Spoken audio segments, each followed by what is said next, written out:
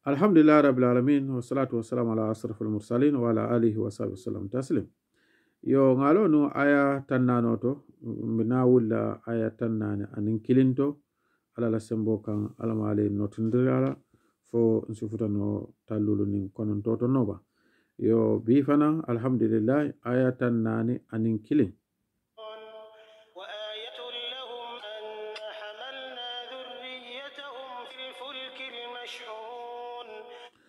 Allah subhanahu wa ta'ala masaba masa kallan kyo abala nola futode hansainde ako kawo ku babu nyinti fanan ate ala atla toluke anin alla dimbalu aliye albulandi kulungo kono kulungo membe nawunna wo koto muinati ko anabila nuhu kabin tufan wa monata anin dimbalu be bulata kulungo kono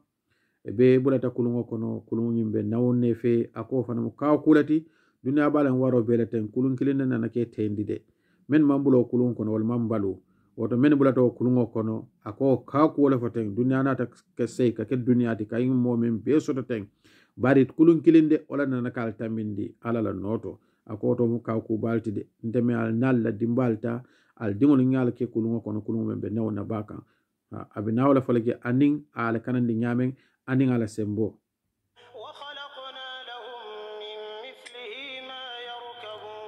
a telefane de daro ke mi misili ho nyonda anin fion alka selemeni kan kululu nyawlu comme avion bi wal dablete janin ku kotonlu ñun be mu meo ala la nola mu ñinti mi alan ko aya londo di hadama dingola wa inna sha'nu ghriquhum fala sarikha lahum wala hum yunqadhun ala kala symbole announce gande kawo na la fitanum albulato kulunyi men kono asi kulun kupindal fe ba kono jumala be tarde ke mimbal kanandi loto naman kyata alati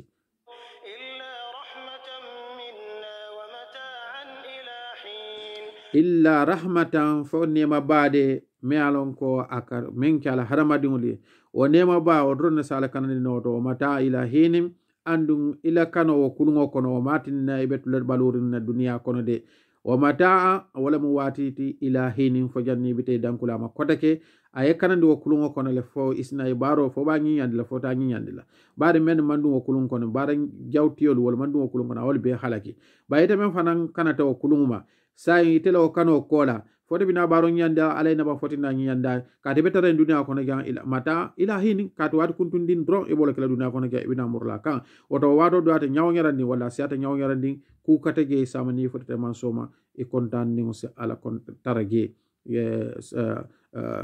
ni kontan ni ala tara lakira ha wode wala be mari watla woto wakela nyaadi lati e bela barol ngi yandila ya kal sandi ata damma kamma wa idha qila lahum ittaqu ma bayna aydikum wa ma khalfakum la'allakum turhamun hanbiya bola nyamade nun to kila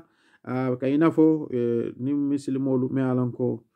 limane amolu eko ja kila lahum taqu ma al-islam fi ala bayna aydikum min bal nyato wa ma nin fi khalfakum min balikum la'allakum adobato atol turhamun alsa ala nemo jeyi ni yo fo kafirol ye wala bukana ku kende kyoto de muna maso me alanko ite nyato ni ko ma ba belonding woto kuke membe nyato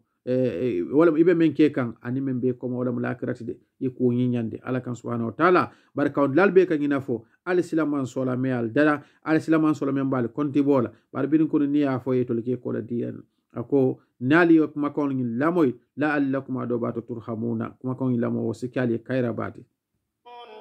wama ta'tihim min ayatin min ayati rabbihim illa kanu anha mu'ridin agibe wama ta'tihim min ayatin nin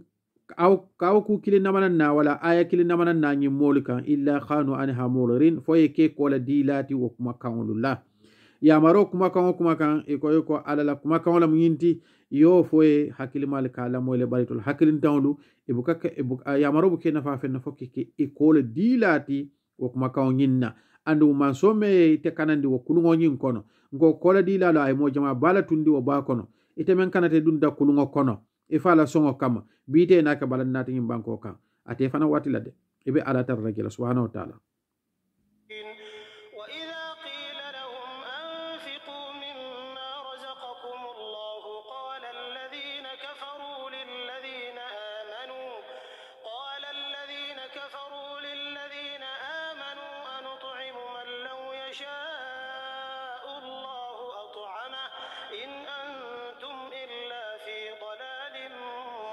mubin oiga kila nin kuma la ko wala mu limana molu ni ko limana mol tanoye ko al munafandiro ke feŋola ala ye ale harge menna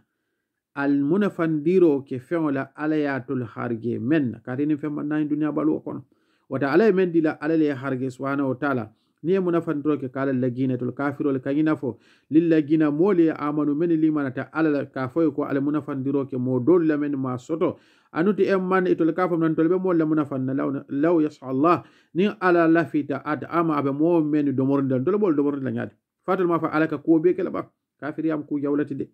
fatul ma fa alaka ko beke ndol ya wuranga do ko ke nga fengo men soto sa ndol bina o sikala ngodi mo la men be laring ala korta ko lu balundi no ndol to kala de ha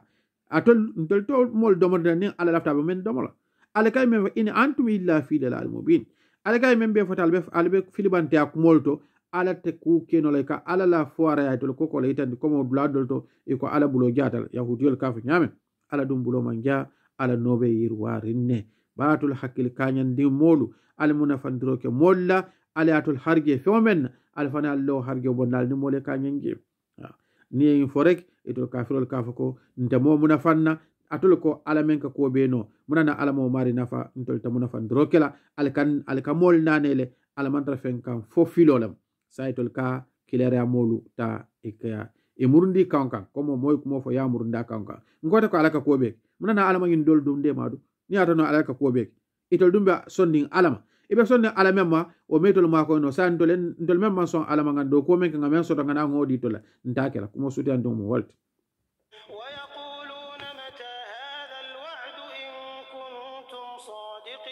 bi kafiru taker nda kafiru li katala foy futa al halato e kayta ni kila Muhammad sallallahu alaihi wasallam ngota fawon ko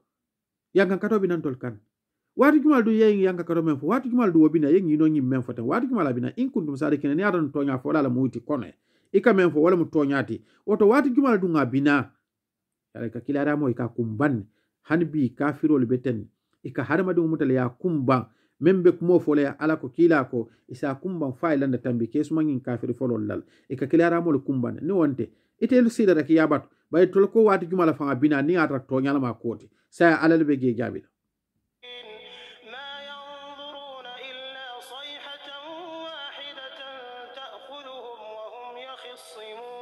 ala ko ma yegiru ibu ka baturo ke fon ferni na fo wuru kilin ro bar kilin fanande sarkan kilin Zaravil bala bino fela takhuju wa hum yaghsimun ibe tol gala idam mal faul be sonkala ma kawna bari dunia ibe be fala falode Zaravil bina fe folo bele be fala mo kilinta tula baluri folo ni fula nyonte masangita nan wala men siatawti wala men boka Allahu alam barik kala Zaravil bino fela bele be fala folo isne idam malike ibe sonkala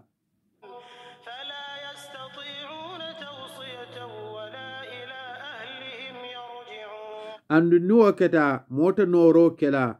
ka fa matungata nga wosi di folo wosi kutege kamurila dimbali kan kutege nin abina feta momoron nimbe dawaranding bebe tula wala to e ko siddol tara e bayol fintindi marsoto ya kuntu bay kuntu la ya kuntu wafirla janni bala kodo dilala o bito o bunto e fe dole sinna ya mburol ta ya kenonol kono janni ba domola buto e fe muskono may wulu buto e fe fewon ferendin alhala duniya kono yalon ko hadama dum starano ato abe sara kerine buto e fe motitano koma motitano nyato sambalar kuma tege mbad ngamur nga wosio dinna dimbal la kutege katana dimbal ge kutege ayetar damunta abe mutala gelato woto inshallah dan subhanahu wa ta'ala janobe sila entra sila nyimmal kan ayin samba kuke ganni o masi ba jawle binan tarala duniya kono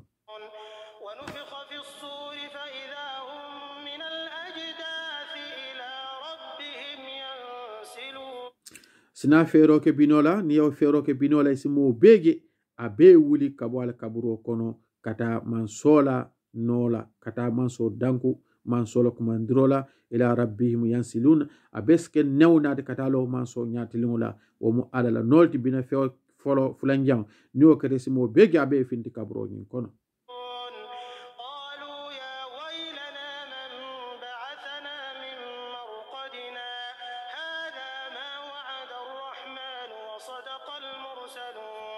kuma kawangin filantin surati yasmu soro balati ni afelanti haramadin birabe balurin abe kutun kanname na akafiro fo ay ginin karomen ke Muhammad sallallahu alaihi wasallam ka fa wadu kuma le yankan kato bina ay ge fanan fo hanna be suti andi nyaw yarandi afelanti fa bina feo fo mobe be fala anata bina feo fo mobe be wulla menna fanan lakira fanan ni moli wulta kafirol be jomol la be kumbo men kela afelanti abola fanan fo kanten kalu itol kafirol ya wele ne kanyina kumbo ila kumbo minati ko ha ila yankan kato anila jomolo man ba'sna min markanna ha man ba'sna min markanna jumalan dol wulindin kabon nan sinoto e ka kaburo kono la foten sinoto ka to tumo nyin o sinoro nyin o be fisarima bari ala ko sino nyin ko la wulo men bege to mantra lari menna e ka nabe mol giso jani man o kulmata hagel wadu in kun sadikin a jabo felantin sa felanti tol ko a jumalan dol wuli kabon nan sinorin dima to jang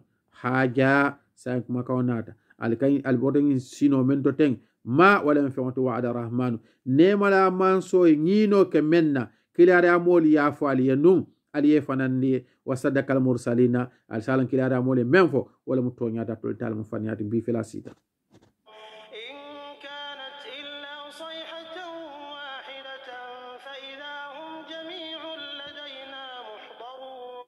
ako in kanat ila sa nin fanan manke fenti fo sonko kilindro kunna kilindro faygahum jami'un ladina mularun isne bege bena kafu mansola no nyati limula wala musama berati kuma kan kilindron ay be kafundina nyomo ngomo buka foto hani be wultana nyamen be wuluta nyamen be wala fana nyama kilala no nyo seno nyola nasata kay bari ngi lundum o be kala lun dola tude say musol nin kyol be tarra gela kay hankay be tarra gel ite nyo nyaay bo gela kay o dunya kulati lakiranto lakira mol kemira kulala men da ngay be gibe kuti dunya ko wala mu jang nyaay be giboti bari be mira la ku dola bar lakira o tegede muslim ki be mo boroni wulita nyame ngona be ngay bo gibel fenne be gibe men gibe kamen siata ngay be gibot wala allah subhanahu wa ta'ala noti alama ala dia be kilin nala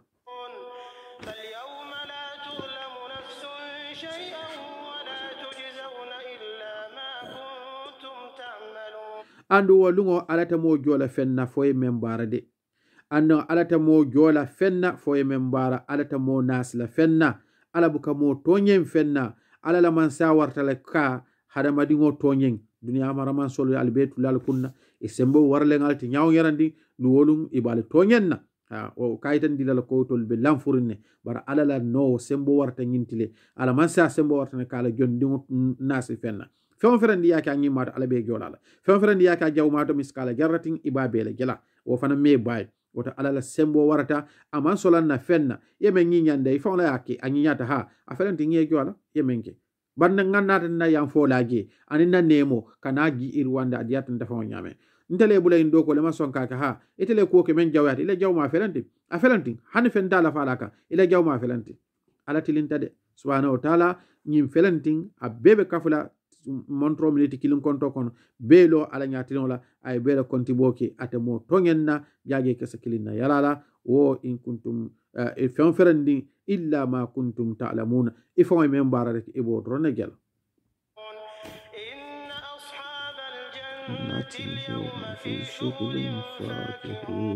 wala ma argana dinkolu argana dingulo adama lembe ka argana dinkolti su garba hormonin kama ako wolde be tar rasul bayila solo te kala fon ferandinti fo dammalu kontano rek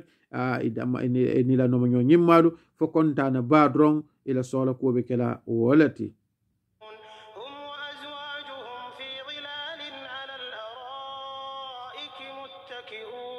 ako argana dunkolu itolu ni la no nyo senulu ay ni la no nyo senulu be ako ibetar laram balal kan ibetar non kon soma yarin o non kon soto wala mo ke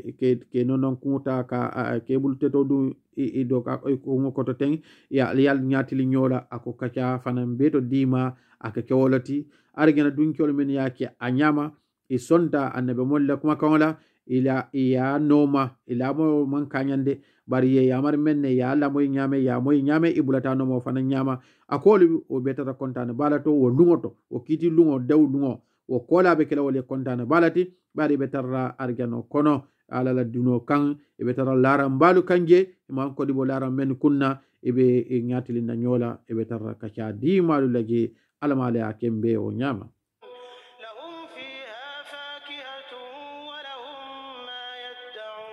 ata arjano kono fiha fakihatun walahum fiha ma yadawun feŋo bebe ge yiridi nono sifa bebe arjano kono e feŋo ferandin domo ni do dila isamuta ko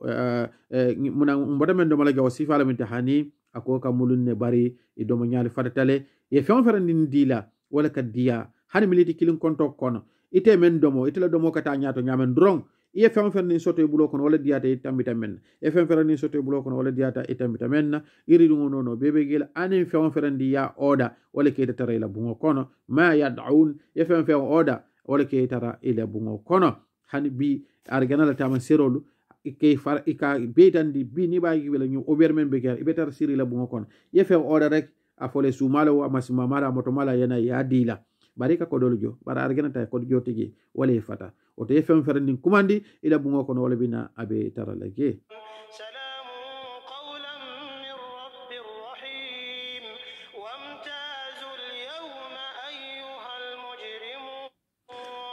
ako salamun kawla kuma kan wala mu kiso kuma kan be bolana Allah subhanahu wa ta'ala bulu aragana dingul la ño konton wala mu ñinti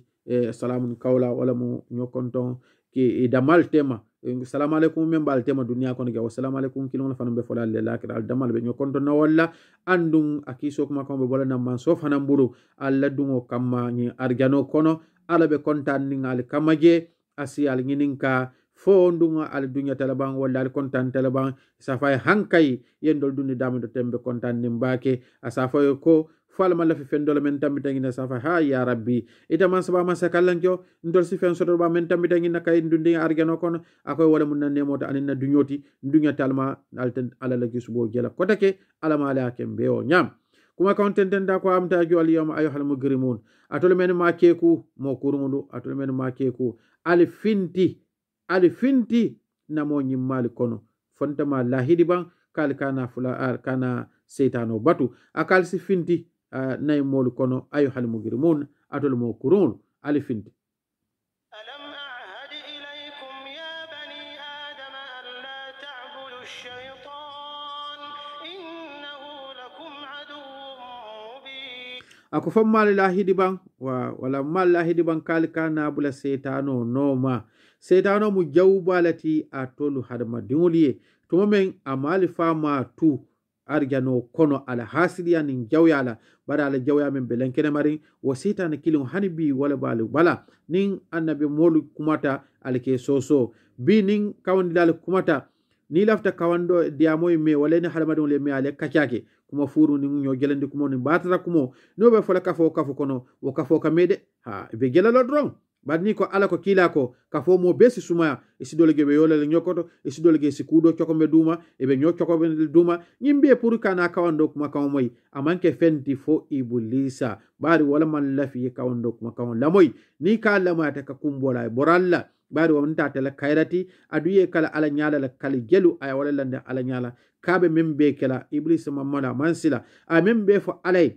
ita manna mo fasa iman nabe molla kuma kawon lamoy ala fane membe fo mambulo noma fo iblis talu drong ay kalo membeke nsita ila salwato yeyebe nsatina yela kuloro yela mandi iblis ngimbe fo biya bebe kere ni kuloro yela mandi ye iblis la kuma kawon tonyati yala ta fanyandi ni la kuntinyol mude ya joki e be iblis la kuma kawon bara konsile daniel falindi men alon ko hanni ngatra ko dolbege isi nulta ke falim dole sila bala kulorol falin e be kuntinyol tale be joki la be falina kila ko e mol danka men e kuntinyol joki an men fonka joki han men ka wafa e be danka alama ala be sonandi ko nyina dum setana dum na filin dro atolma wobe lankene marine lankene moraw be nyama alama ala tanka setana la filin dirola mbe kilin na biga nabi mustafa sallallahu alaihi wasallam wala na ko atul harma dingolu fo mal faliye num alkana baturo ke setana la alnata setano batu anu setano ma atolwe jawlati men alan ko amala jawya nukun ba nimme ala jawya nukun wo kano ka kola bar setano ma ala jawya nukun woto munane te borra setano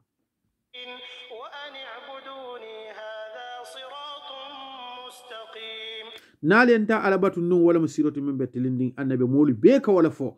kila ari amu be nata ngi kuma ka wala sila tilindi on rong kila ko ngai silo men to wala bulu ak tilibulo be koyri nyame asuto be koyri wala nyama fintegi ni fi mo mengi ke tele fa musimu bulandi o noma bar silo ngi be koyri na siratal mustaqim alama lambe londi siratal mustaqim o nyin kan annabi mo be ngi nafo kila ara mo be ngi nafo ni be murra wala kuma kan wala kan ifana mo kuma kan kilon fala ibe mo yamar la silo la men be tilinding ako fommal yahil yamar silola ale baturo ke silola silo men betilindi walanka ala noma subhanahu wa ta'ala alama ala sonani be haja subhanahu wa ta'ala alam bi fana mbalo le janne ani salwato fana sita mbita salola ni ala en so time lo koteke en simurna ngana continue kabo taworo anin kilinna fo janni ala ben futan nol taworo wala fananto bi gana bil mustafa sallallahu alaihi wasallam alama ale alqur'ano nemo a gindi na talal be kan sunkaro horomo nyin kama fana alquran nemo a ke kairatin foli ani na dimbali ani mbadi muslimo be ani la mo rabe mo moy ani na bankoy almale muslimo banku toma be bi gay nabil mustafa sallallahu alaihi wasallam